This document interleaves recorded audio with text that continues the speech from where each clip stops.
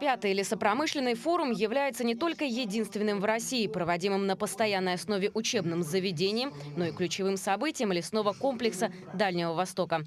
Изначально его начали проводить для студентов нового факультета АГАТУ – лесной комплекс и землеустройство. Его основали в 2018 году с целью обеспечения кадровой подготовкой специалистов лесного направления. За 5 лет, конечно, проведена очень большая работа. Мы провели лицензирование и аккредитацию по 10 направлениям подготовки. Следовательно, мы открыли новые направления подготовки как технологии лесозаготовительных и деревоперерабатывающих производств. По всем направлениям мы получили подготовку по магистратуре. Следовательно, также мы лицензирование прошли по подготовке ландшафтной архитектуры.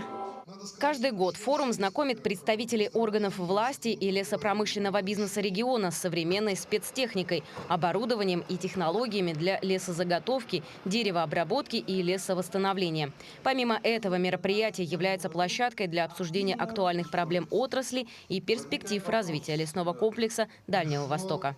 Форум имеет целью как раз обсудить со специалистами проблемы существующие, выработать резолюцию, которая будет направлена на совершенствование взаимоотношений.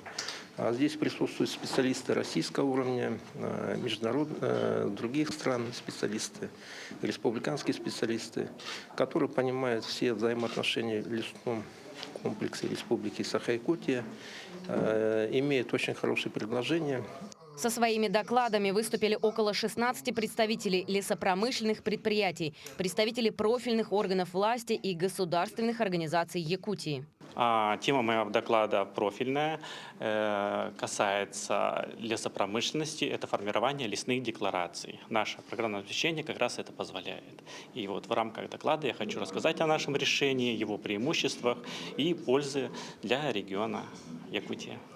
Консолидация и выработка стратегических решений, которые в будущем помогут и лесопромышленности, и тем, кто осуществляет лесное хозяйство. Это первостепенная задача мероприятия. Найденные впоследствии точки соприкосновения позволят осуществлять заготовку и наименьшим образом влиять на экологическую обстановку в республике. Валерия Наумова, Семен Семенов, Якутск.